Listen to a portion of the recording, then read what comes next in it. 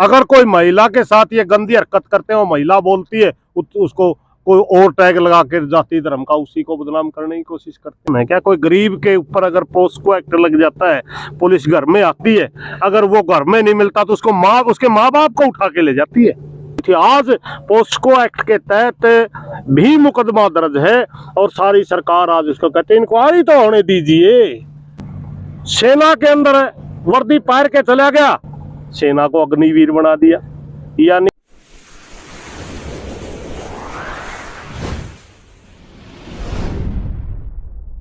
Special Haryana देखने वाले सारे दर्शकों ने सतीश दनोदा की राम राम। फिलहाल खड़े हैं भाई जो दनोदा गांव में धरना लग रहा है। आप मेरे पीछे देखने भी लग रहे हो, जो बिनैन खाप की राजधानी बोला जाए दनोदा का, और धरना लग रहा है। और भाई क्यों लग रहा है? क्योंकि दिल्ली जंतर मंतर पर पहलवान बैठे हैं, उनका समर्थन में यहाँ दनोदा धरना लग रहा है। और आज यहाँ सुरेश कोत पहुंचे हैं जो दनोदा में धरना लग रहा है, उसको समर्थन देने के लिए। आज जो हमारे साथी है भाई प्रियंका कुआड़ पहुंची है, उनका सवाल जवाब करांगे। आज जो यहाँ पर लगातार धरना लग रहा है, और कितने दिन और सरकार यह धरना चलावेगी, कितने दिन पास इनकी मांगे मानेगी, कद जांच होगी, तो पूरी जानकारी ले हर सवाल जवाब करांगे। जो धरना सतल पे बैठे हैं दर्शकों ने प्रियंका कुहाड़ की राम राम। और आज पहुंचे हैं दनोदा में, और दनोदा में जो जंतर मंतर पर पहलवान बैठे हैं उनके समर्थन में यहाँ पर किसान बैठे हुए हैं काफी दिन से। तो मतलब इनसे बात करेंगे। आज काला दिवस भी मनाया जा रहा है और यहाँ पर मौजूद है किसान नेता सुरेश कोत, तो उनसे बात करते हैं। राम राम ताऊ। राम राम भाई, राम राम। तो ताऊ क्या एक दिन तक बैठे हो? भाई मैं तो आज आया उनकी सपोर्ट में, बिना खाप वाले बैठे हैं। अच्छा, देखिए आंदोलनों की प्रकृति अलग अलग होती है। हम किसान संगठन चलाने वाले लोग आर्थिक लेवल के आंदोलन लड़ते हैं। अगर फसल मारी गई मुआवजा दिलवा दिया, किसी जगह भूमि अधिग्रहण भाव बढ़वा दिया, सीधा।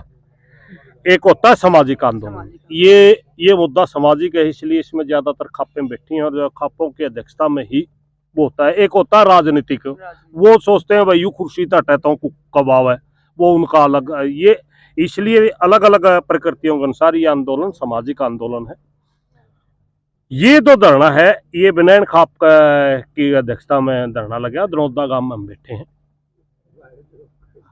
रही बात इसकी, आज ये छठे दिन, रही बात है इस मुद्दे की, बड़ा दुर्भाग्य है इस देश का कि जब ये लड़कियां या हमारे खिलाड़ी मेडल लेकर के आए अपने प्रचार के लिए, पूरा का पूरा सरकारी तंत्र इनको सिरांकों पर बिठाता है। यहां तक कि प्रधानमंत्री जी भी चाय पर बुलाते हैं और पूरा देश नाचता है, गाता है, बम बजाते हैं, इनका स्वागत बड़े तरीके से होता है। उस समय ये ना किसी जाति के होते, ना किसी धर्म के होते। उस समय अपना खुद का प्रचार करने के लिए लोग इनको तिरंगा हाथों में लेकर के इनका स्वागत करते हैं।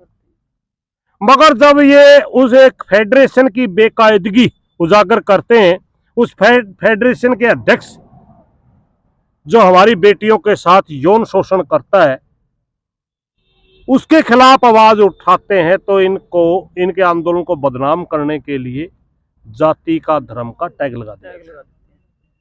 दुर्भाग्य है इस देश के अंदर उस पार्टी का शासन है जिस पार्टी का जन्म आरएसएस से हुआ। आरएसएस एक जाति का संगठन है। एक अपवाद को छोड़ करके उनका अध्यक्ष कोई भी अलग जाति से नहीं हो सकता, एक ही जाति से होता है, यानी वो जातिवादी संगठन है। धार्मिक नारे लगा करके देश को तोड़ना उनका काम है। बड़े जहरीले संगठन चलाता है। और ये बीजेपी और आरएसएस का कोई भी व्यक्ति, चाहे कितना बड़ा भ्रष्टाचारी हो, कितना बड़ा बलात्कारी हो, कितना बड़ा गुंडा हो, ये बड़ा बेशर्मी से उसका बचाव करते हैं। इनके बड़े बड़े उदाहरण मैं आपको बताऊंगा। कुलदीप सेंगर इनकी पार्टी का था, बलात्कार कराया और जो गवाह बने सारा का सारा परिवार मरवा दिया। चिमन्यानंद होता था, बहुत बड़ा देश का गृह राज्य मंत्री होता था, वो इनकी पार्टी का था। आसाराम बापू जो जिसको सभी बापू कहते थे, वो इनके से संबंधित था। एक अड़ा अपने सिरसा में भी इनका पिताजी होया करता, राम रहीम। अभी संदीप सिंह हमारे स्टेट में मंत्री है। हरियाणा के अंदर कितना नाम लो, अगर इनके सांसद जितने बन रहे हैं, इनके 303 सांसद हैं इस देश के अंदर इनके, और वो दूसरी पार्टियों के भी सांसद हैं, सबके आप रिकॉर्ड चेक करिए किस पार्टी के सांसदों के ऊपर सबसे ज्यादा संगीन आरोप है, और आप परसेंटेज निकालिए। सबसे ज्यादा भ्रष्ट लोगों की पार्टी बीजेपी है, सबसे ज्यादा गंदे विचारधारा की पार्टी बीजेपी है। यहां तक कि उस संगठन को पूजा जाता है, सबसे पहले देश आजाद होने से पहले टू नेशन थ्योरी, जिसमें देश का हमारा बंटवारा हुआ, 3 देश बने आज, वो देने वाला सावरकर था। देश के विभाजन में उसका जिन्ना से भी ज्यादा रोल था। 2 ही व्यक्ति जिम्मेवार थे इस देश का बंटवारा का, एक मोहम्मद अली जिन्ना, दूसरा सावरकर। ये आज भी उसी लाइन पे चल के, जबकि हमारा देश आजाद हुआ तो एक विचार हमारे आजादी के दीवानों ने किया था कि इसको सेकुलर स्टेट बनाएंगे, हिंदू मुस्लिम सिख ईसाई सब मिलके रहेंगे, गुलदस्ता बन के रहेंगे। हमारा जो दलित पीड़ित समाज है, जो मुख्य धारा से पीछे रह गया, उनका सहारा बनेंगे, बहन बेटियों को आगे लाने पे काम करेंगे, हमारे जो आदिवासी भाई हैं उनको मुख्य धारा से जोड़ेंगे। ये सपने देखे गए थे, मगर ये लोग हर रोज धार्मिक नारे लगा करके जो हमारा मिनोरिटी के भाई हैं उनको भयभीत करते हैं। अगर कोई महिला के साथ ये गंदी हरकत करते हैं, वो महिला बोलती है, उसको कोई और टैग लगा कर जाति धर्म का उसी को बदनाम करने की कोशिश करते हैं। ये देश को तोड़ने की बहुत बड़ी साजिश है, और हम इस देश को टूटने नहीं देंगे। पहली बात, ये कितना भी ताकत लगा लो, हाँ, क्योंकि ये देश की आत्मा संविधान में बसती है। इस देश के अंदर संविधान के तहत शासन किया जाएगा। अगर ये चाहे ये देश तानाशाही की तरफ ही ले जाने की, तो ये देश तानाशाही बर्दाश्त नहीं करता। इससे पहले श्रीमती इंदिरा गांधी ने कोशिश कर ली देश के ऊपर तानाशाही थोपने की, मगर 2 साल के अंदर ही मुंह की खानी पड़ी थी। तो देखो न्यू भी कहा जा है कि मतलब उस टाइम पे खड़े थी जिस टाइम पे मतलब शोषण किया गया। ईब क्यों हो? जब एक बात बताओ, जब ईब ये इतने बड़े खिलाड़ी हैं, लोग जाने हैं, नाम भी है, फेम भी है, सारी चीज है, आज जब कार्रवाई हुई तो उस टाइम पे कड़ा कार्रवाई हुई थी। ये बहुत छोटे दिमाग के लोगों की बात है। सबसे पहले तो जो लोग ये सवाल उठाते हैं उनको समझ लेना चाहिए, ये उस समाज की बेटी है जिस समाज के अंदर बहुत शर्पा को पानी डाले जब बहन बेटी इस बात को उजागर करती है, वरना छोटी मोटी हरकत को इग्नोर करके सचेत हो जाती है। अगर किसी का मन में कोई गलत बात आएगी, वो लड़की सचेत तो हो जाएगी कि इसकी नीयत खराब है तेरे प्रति, मगर वो छोटी मोटी हरकत को इग्नोर करती हैं। वो सोचती हैं ये बड़ा मामला है, इज्जत बेइज्जती से जुड़ा हुआ मामला है, इसमें कत्ल हो जाएंगे, इसलिए वो चीज वो दबा जाती है हमारे बहन बेटियां। पहली बात, और जब पानी सर के ऊपर को चला जावे तब ही बोलती है। एक बात। दूसरी बात, कितना वो मानो हो, 2012 से पहले तो हमारे यहाँ कुश्ती में महिलाएं थी ही नहीं। कितना पुराना मामला मानना है, 8-9 साल तो ये आदमी बैठा है। फिर उस समय किसी लड़की के, वो लड़कियां कहने लगी मेरे साथ भी हुआ, मेरे साथ भी हुआ। 7 लड़कियां निकले। शुरू मामला 1-2 का ही था। आज से 3 महीने पहले जब यह आवाज उठाई गई तो उस समय प्रधानमंत्री ने फिर झूठ क्यों बोली आपको न्याय मिलेगा? उस समय नहीं कहा आप तो पुराना मामला ले रही हो। उस समय अगर उन्होंने न्याय की बात करी तो आज न्याय क्यों नहीं दे रहे? 3 महीने के बाद देखिए, इस देश के अंदर अलग कानून है क्या? कोई गरीब के ऊपर अगर पोस्को एक्ट लग जाता है, पुलिस घर में आती है, अगर वो घर में नहीं मिलता तो उसके माँ बाप को उठा के ले जाती है, मगर वो सरेआम घूम रहा है।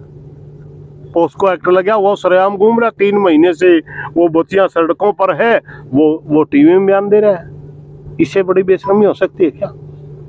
फिर क्या जरूरत थी भाई आपको चाय पर बुलाने की? क्या जरूरत थी अपनी पब्लिसिटी करने की? ये बड़ा दुर्भाग्य है इस देश का कि ऐसे गंदे लोगों के हाथ में सत्ता आएगी जिनका कोई जबान का नहीं है, जिनका कोई नैतिकता नहीं है। कभी हमारा देश जब आज़ाद हुआ तो उस समय के नेता इतने नैतिकता से लीन होते थे, अगर किसी के ऊपर ब्लेम झूठा भी आ जाता था तुरंत इस्तीफा देते थे और इंक्वायरी में पाक साफ नहीं होते तब तक वो मुख्य धारा की राजनीति में नहीं आते थे। एक छोटी सी घटना हुई थी, लाल बहादुर शास्त्री हमारे रेलवे मंत्री थे, एक रेलवे एक्सीडेंट हो गया, तब तो हमारे देश में इतना तंत्र भी नहीं, रेल मंत्रालय छोड़ दिया। नेहरू जी कहने लगे, शास्त्री जी आप किस तरह अपने आप को दोषी मानते हो, किसी गार्ड ने झंडी नहीं दिखाई होगी उसको सस्पेंड कर देंगे उसको। वो कहता नहीं, ये प्रशासन मेरे अंडर है, अगर किसी व्यक्ति की जान जाती है उसका दोषी मैं हूं। उस समय इतनी नैतिकता होती थी। आज पोस्को एक्ट के तहत भी मुकदमा दर्ज है और सारी सरकार आज उसको कहते हैं इंक्वायरी तो होने दीजिए। अरे मेरे भाई, इंक्वायरी हो जाएगी, पाक साफ अगर निकला है तो इसमें पद पर फिर बैठा उसको हो, बिल्कुल अभी तो हटाइए। कितना बड़ा इनके ऊपर ऑफेंस लग गया, इनको इस्तीफा दिलवाइए, इनको इंक्वायरी फेस करने दीजिए। आज इसको अगर इतनी ताकत दोगे कि इंक्वायरी को प्रभावित करे तो सीधा सा सबको पता चलेगा इसको बचाना चाहते हैं। अगर आज ये फेडरेशन पे है तो सीधी सीधी बात है, इंक्वायरी को प्रभावित करेगा, क्योंकि वो बच्चे खेलना चाहते हैं, वो फेडरेशन का अध्यक्ष है, वो उसको कहीं ट्रायल नहीं देने देगा बच्चों को। अगर कोई गवाही देगा वो उन बच्चों को खेल में हिस्सा ही नहीं लेने देगा। आप इसका इस्तीफा लीजिए, फिर इंक्वायरी होने दीजिए, पाक साफ है तो बाद में आ जाएगा।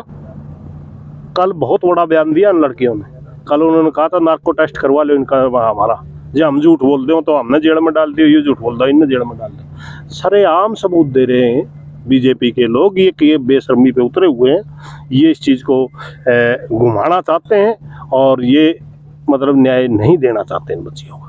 ये तो वो काम हो गया, मतलब चट भी उन्ने की और पट भी उन्ने की। यू काम भाई सूचना का राज, सूचना तंत्र का राज। ये फ्री फेयर वोट नहीं दे रखे लोगों ने, झूठ बोल के वोट ले रखे, बड़े बड़े सपने दिखा के वोट ले गए। ये जनता को मूर्ख समझते हैं। भाई ये जनता तो धार्मिक नारे ला दोगे, कह दोगे बहुत देश आगे ले गया मोदी, तो देश का इतना भला कर दिया, झूठ बोल के लोग वोट ले गए, हमारी जनता को बेवकूफ बना गए। आज भी ये जनता को उसी तरह, क्योंकि एक ग्रंथि होती है दिमाग में, मेरे को नाम तो याद नहीं, वो बताऊंगे डॉक्टर। जो आदमी जिस भी घटना से कामयाब होता है वो चीजें उसके दिमाग में स्थापित हो जाती हैं, वो व्यक्ति वो चीजें बार बार दोहराता है। ये धार्मिक दंगे करवा के गुजरात से कामयाब हुआ आदमी है, बार बार उन्हीं चीजों को धार्मिक नारे लगवा करके, धार्मिक दंगे करवा के, बार बार उन्हीं चीजों को दोहरा करके जनता को मूर्ख बना के सत्ता में अथियाए हुए है और जनता को पागल समझता है। इसलिए ये सोचता है कि जनता के अंदर दिमाग ही नहीं है, वो सोचने समझने के लायक ही नहीं। फिर इलेक्शन आएगा, वो इनको दंगा करवा देंगे, हिंदू के नाम पे वोट तेरे को मिल ही जाएगा, क्या जरूरत है चाहे किसी की लड़की मरो चाहे किसी का लड़का मरो। सारी की सारी इसने देखिए बड़ा अजीब तरह से देश के साथ खेल रहे हैं। इसने कहा देश नहीं बिकने दूंगा, सारा सौदा बेच दिया। इसने संसद के ऊपर माथा टेका बढ़ने से पहले उस संसद को छोड़कर नहीं बना ली। इसने संविधान को माथे में लाया, संविधान को खत्म करके आरएसएस का एजेंडा लागू करने लग रहा है। सेना के अंदर वर्दी पार के चला गया, सेना को अग्निवीर बना दिया। यानी इस आदमी की सोच इतनी विकृत है, जो ये दिखावा करता है 100% से उल्ट काम करता है। अगर एक चुटकुला मशहूर हुआ था, कोई कहने लगा कांग्रेस ने 45 साल में क्या कहा, दूसरा कहता बताना मत, पता चल गया तो उस चीज को बेच देगा। यानी किसी का भी, वो कांग्रेस से सवाल था, मैं कांग्रेस का कोई देश से वो नहीं हूँ, मैं कांग्रेस का कार्य करता है, मगर वो सवाल था कि पिछले की सरकारों ने क्या किया। वो कहने लगे भाई बताइए ना, बेच देगा। हाँ, इनका सिस्टम ये है, जो भी इस पे बन पाएगा देश के खिलाफ वही करेगा। ये पूरी तरह चंद उद्योगपतियों की जेब में खेलने वाला प्रधानमंत्री है, पूरी तरह आरएसएस का एजेंडा लागू करना चाहता है। अभी गुजरात क्या नाम है, कोई कर्नाटक का चुनाव देखा ना आपने, कर्नाटक के चुनाव में खुलेआम धार्मिक नारे लगाए प्रधानमंत्री ने। बजरंग बली के नारे लगाए, मगर प्रधानमंत्री जी बजरंग बली सबका भला करने वाला था। बजरंग के बली के नाम पर बजरंग दल के जो बना हुआ है वो धर्म के ऊपर दंगे फैलाने वाला संगठन है। वो लोगों के ऊपर अनैतिकता से आक्रमणकारी संगठन है। बजरंग बली को आप बजरंग दल से नहीं जोड़ सकते, नाम से उनका काम नहीं झलकता। वो एक भगत थे और ये गुंडे हैं, इनको आप एक वो नहीं कर सकते। और आप भी हिंदू भावना के साथ जितना आपने खिलवाड़ करना था कर लिया, आगे मुझे नहीं लगता कि हिंदू भी आपकी बात को माने। देखो तो मतलब अभी भी बेरा कुछ लोग जो पहलवान बैठे हैं जंतर मंतर पे, उन्हें राजनीति से जोड़ा है या किसी और चीज से जुड़ रहे हैं। और हम देखो, हम भी छोटे छोटे देखा करते, हमारी मतलब बहू बेटे की इतनी इज्जत करी जागा में भी, अगर कोई ऊँ भी देख दिया करता, काला मुंह करवा कर जूते पर आकर पूरे गांव मंडा दिया करते। और आज मतलब बेटी जंतर मंतर पे बैठी, फिर भी कुछ वो को नहीं हो रहा, कोई समर्थन बहुत कम मिल रहा है। नहीं देंगे मेरे को। ये जब मैंने पहले बताया, जब ये मेडल लेके आए सबकी बेटी थी, मगर आज ये एक जाति की बेटी बना के रख दी इस देश की मीडिया ने। अगर इस देश का इतिहास लिखा जाएगा और आज का जो दौर है वो लिखा जाएगा, वो मीडिया का काला दौर के रूप में लिखा जाएगा। सबसे ज्यादा दुनिया के अंदर अगर बेचा हुआ मीडिया कहीं है तो भारत के अंदर माना जाता है। आज इसकी कोई विश्वसनीयता नहीं है। सरकार तो ब्लेम जो लगाती, मीडिया में बैठे लोग उस बात का जिक्र करते हैं कि ये फलानी जाति से। अरे तेरे में दम हो तो ले करके देख ले, ये काम है, ये तो ताकत का खेल है। इसके अंदर तो आरक्षण नहीं है, इसके अंदर तो कोई भी किसी किस्म की वो नहीं है। मैदान में खुले आओ, ट्रायल दो, जो जीतेगा वो जाएगा ना ओलंपिक में, जो जीतेगा वही एशियाड खेलेगा ना। ये तो ताकत का है, इसमें जाति कहाँ से आ गई, इसमें क्षेत्र कहाँ से आ गया? या तो ये हो कोटा उस स्टेट का कोटा, ये उस स्टेट का उस जाति का कोटा है, फिर तो हम माने। ये तो ओपन कंपटीशन है ना, ताकत किसी में है नहीं। मेहनत कोई करना चाहता नहीं, सिर्फ झूठे नारे लाने से ओलंपियन नहीं होता। और रही बात समर्थन की, समर्थन है परिवार के लोग देते हैं। अगर परिवार के लोग समर्थन नहीं देते तो फिर कहीं न कहीं उनमें कमी, यूँ कहते हैं भाई इनमें कहीं न कहीं बच्चों में कमी होगी। हम हरियाणा की खापे समर्थन दिया तो कहते देखिए ये हरियाणा से आगे, ये हरियाणा के।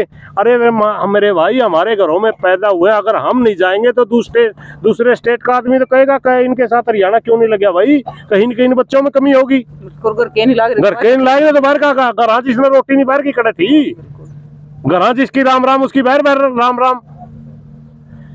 ये पूरी तरह बेशरम लोगों की सरकार है और मोदी इसका जिम्मेवार है। हमारे वो बच्चे तो कहते हैं जी सिर्फ फेडरेशन पे बोलो, वो अलग चीज है।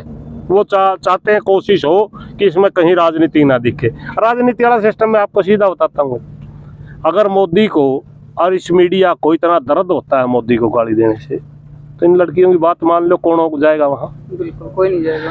अगर उनकी बात मानने के बावजूद भी विपक्ष की किसी पार्टी के कहने से उसके बावजूद वो धरना रखते हैं, फिर तो राजनीति है। अगर इनकी बात मानने के बाद ये तुरंत धरना समाप्त कर देते तो कोई राजनीति नहीं है। ये झूठा कोरा ब्लेम है, कोई राजनीति नहीं है वहां। राजनीति एक पार्टी का फायदा पहुंचाने की होती है। हमने तो 25 पार्टी देख ली उधर। हिम्मत है तो मोदी भी जाए, चाय पे बुलाता था जाए मोदी, और वहां जाकर के कहे मैं बेटी हो, मैं आपके साथ हूँ, आप मेरी बेटी, चलो खड़े हो, मैं आपके साथ हूँ, बोलिए क्या चाहिए। वो उसको किसी ने रोक रखा, वो भी जाइए, जाए, उनको उठाए और उनको न्याय दे, हमें क्या दिक्कत है। तो देखो मतलब कुछ जाति के नाम पर या धर्म के नाम पर कुछ लोग आ रहे हैं कि मतलब ब्रजभूषण जी का समर्थन करने के लिए, तो कहीं ना कहीं मतलब ये आपस में धर्मों को लड़वाने की साजिश है। नहीं, वो देखिए वहां का उनका होगा इस किस्म का। रही बात तो धर्म, जब एक बेशर्मी तो है, अगर मेरी जाति में कोई गुंडा है और वो कानून के खिलाफ काम करता है, बहू बेटियों को की इज्जत के साथ खिलवाड़ करता, तो हम तो किसी का समर्थन नहीं करेंगे भाई। अगर वो करते हैं तो उन जाति में, उसकी जाति में अगर ऐसा रिवाज है तो हमें पता नहीं, लेकिन हमारी प्रार्थना ये सभ्य समाज है, अच्छा आदमी हो, जो नैतिक आदमी हो किसी भी जाति से, उसका समर्थन करो। गलत आदमी कोई भी हो उसका विरोध करो। सभ्य समाज के तो ये तकाजा है। बाकी वो किस किस्म के उसके गुलाम हैं, उसके साथ में रहने वाले गुंडे हैं या किस हिसाब से हैं, वो उनके बारे में हम ज़्यादा जानते नहीं, कौन आया है कौन नहीं जाया। मगर वो हमें तो दुख उनकी तो बात नहीं, हमें तो दुख सरकार से है ना। सरकार तो सबकी होती है, बिल्कुल। सरकार तो उनकी भी है, सरकार तो हमारी भी है। हमें तो दुख सरकार से है कि ये देश के अंदर प्रजातंत्र है, ये देश के अंदर एक संविधान भी है, संसदीय प्रणाली है, इस देश के अंदर न्याय प्रणाली है। हम तो इनसे उम्मीद करते हैं, उनसे थोड़ा उम्मीद करेंगे हम किसी से। कोई गुंडा का समर्थन करेगा नहीं करेगा। तो हमारी तो प्रार्थना सरकार से है कि इन बच्चियों को जल्दी इनकी बात मान करके और इनका आंदोलन संपन्न करवाइए, वरना ये लड़कियां जो आंसू निकाल रही है ना, इस देश के अंदर सैलाब आ जाएगा एकदम, बचाने वाला नहीं मिलेगा कोई। तो देश की जनता को क्या कहना चाहोगे? तो मेरा देश की जनता से एक प्रार्थना है, सरकारी तंत्र के बहकावे में आकर के या किसी राजनीतिक ताकत के बहकावे में आकर के या किसी भ्रामिक प्रचार के बहकावे में आकर के इन बेटियों को एक जाति स्टेट की बेटी ना समझा जाए। ये पूरे देश की बेटी हैं, यानी सभ्य समाज के अनुसार तो पूरे आज ये पूरा विश्व एक गांव की तरह है। पूरे दुनिया के अंदर इन्होंने मेडल लेके, वर्ल्ड चैंपियन तो पूरी दुनिया की चैंपियन है।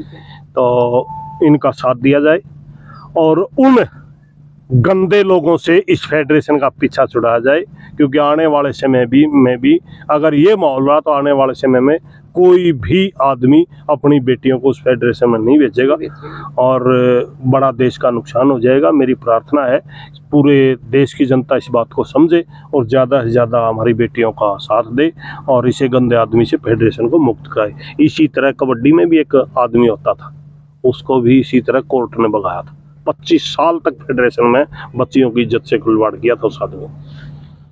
देखिए, जो किसान नेता सुरेश कोत हमारे साथ थे, उन्होंने बहुत सारी बातें भी बताई हैं। और जो जंतर मंतर पर जो पहलवान खिलाड़ी बैठी हैं, जो हमारी बेटियां बैठी हैं, तो उनके बारे में, क्योंकि इस सच्चाई के लिए लड़ना पड़ता है, लेकिन सच्चाई की आखिर में जीत होती है।